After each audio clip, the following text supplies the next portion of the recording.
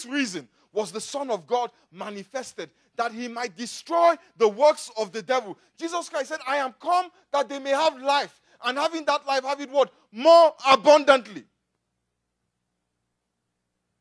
Not a little itsy bitsy bit of it, but an abundant life.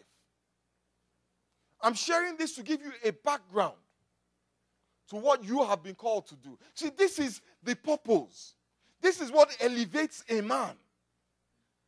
Everything else keeps him at the level of an animal. Everything else keeps him at the level of an animal. Some of you may say, well, Pastor, please, I resent that. I'm not an animal. I'm an educated, sophisticated, intellectual individual of great standing in my community. So what is your purpose? Pastor, my purpose is to, I'm 25 now, but my plan is by the time I'm 35, I will have $1 million in my savings account, cash, assets, 25 million, and be the CEO, maybe not Fortune 500, but at least Fortune 550. Amen. Say, that is my purpose. To achieve what I can achieve. I have another word for that. Kibbles and bits. Dog food. Because that's all that is going to do for you. Seriously. Enable you to buy food. Oh, Pastor. My Aston Martin Vanquish. $350,000. What is that? No, it's a leash. It's a leash. It helps you move around. Like a leash helps a dog move around. Have you seen those dogs in the mall? With their bling bling, what do you call them? Collar. That's what your wristwatch is. It's just a collar. It means nothing. It means nothing. Your house is just a cage. Some of us live in big cages with 200 rooms. Bingo lives in one cage with one room. Does that give you some perspective? Does that give you some perspective? Have you seen two dogs? A Rottweiler or a Doberman and a little Chihuahua. The only reason why the Rottweiler oppresses the Chihuahua is because he wants the food or he wants the female dog. That's all. That's all power is. That's all power is. And these are the things that the people of the world are chasing. And we have come to the church to chase the same things. And God has become just like a master. He's only relevant to us as long as he feeds us. The day you stop feeding your dog, that thing that it does, when you open the door, it runs and does, and you think the dog loves you, don't feed it for 2 weeks. When you come, it will bite you. And that is what we do. When God hasn't blessed us, what do? We bite. We go and telling everybody, you're a Christian. You're wasting your time. I tried it. My brothers and sisters, elevate. Let us bow our heads and pray.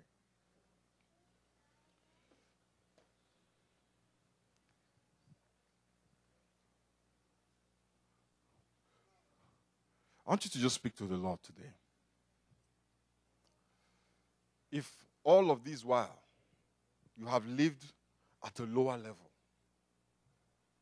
if you have lived lower than God intended for you, without purpose, without mission, without assignment, there are many things that the people of the world call purpose, but it's not purpose. It's just a fancy way to package the same old, same old. The only legitimate purpose that a creation of God can have is that which was set by the Creator himself. Ask the Lord to help you to focus on that which has eternal value. Father, we thank you and we bless you. Father, we give you praise. Almighty and ever-living God, we just worship you. Father, we thank you because you are truly an awesome God. You are a merciful God and a gracious God. Father, we know that you are able to wipe away with a wave of your hand the the consequences of our sins. We know that, Father, you are able to erase from our lives the effects of our sins. Father, I pray for your children here. Any one of them suffering under the effects of sin, Father, loose them and let them go in the name of Jesus. We loose you from the consequences of from the effects of your sin.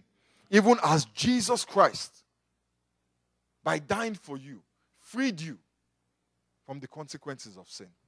But it is only for those who have accepted Jesus as Lord and Savior. If you have not, then you will pay. For everything that you have done, you will pay. Like that woman was about to pay. But if you will accept that Jesus died for you, I promise you, those consequences literally disappear. It will be as if you had never sinned.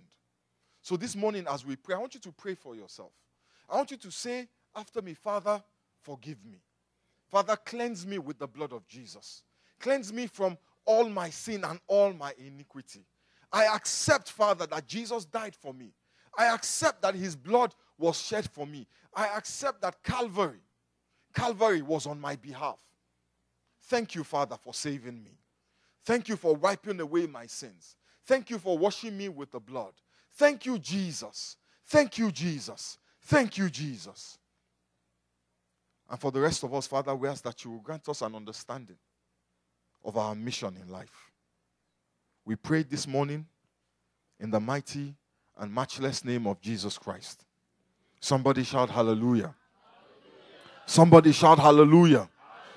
If the Lord has delivered you this morning, shout hallelujah. If the Lord has wiped your slate clean, shout hallelujah. Y'all don't sound like your slate was wiped clean. Maybe you all think you're all, goody like that. I know some of you guys, man, and I worry about you. Somebody shout hallelujah. Hallelujah. Let us take a thanksgiving offering this morning. A thanksgiving offering is what we give to say to God, I believe you. I thank you for all that you have done for me. We do this on the first Sunday of every month. We take a thanksgiving offering to thank God, not just for saving our souls, but for his protection, for his provision, and for his presence in our lives. When we started the service, the minister praying reminded me of all the people who started the year. I have a couple of friends back home where I come from in Nigeria who started this year very well. Very, very well. Very affluent young men in the prime of their lives, doing very well. One of them came from one of the most prominent families in my country. And one day, these boys that I went to school with, that I grew up with, and a bunch of my brother and a few of my friends, they went to a party in another city. And, they had a really good time. They had so much fun. It was a joyous occasion. They went to celebrate somebody's birthday. And they all planned that they would be back in Lagos by nightfall. And on Monday, go to work. My brother, with all of these boys, went to the airport.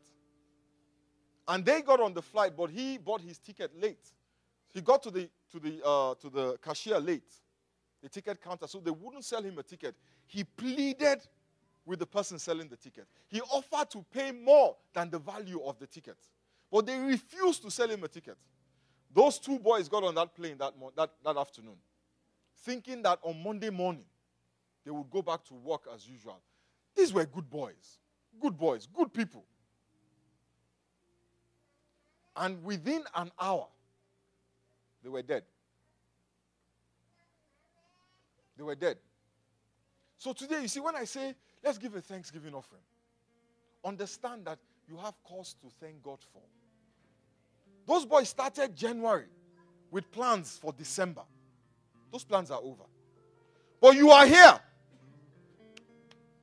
You have cause to be grateful. The Bible says it is not because we are better than those boys who died in that crash. It is because God had mercy on us. He had mercy on my brother. If my brother had died in that crash, I don't know what I would have done. My heart still goes out to those people who lost loved ones in that crash. But I have to thank God for the mercy that he showed to me. This morning, as we rise to our feet and take our Thanksgiving offering, I want us not to give that Thanksgiving offering with attitude. Yes, I'm asking you for money. But what would those boys have given to be where you are now? Let us rise to our feet. Great is thy faithfulness, O Lord, my Father. There is no shadow of turning with thee. Thou changest not, thy compassions, they fail not. As thou hast been, thou forever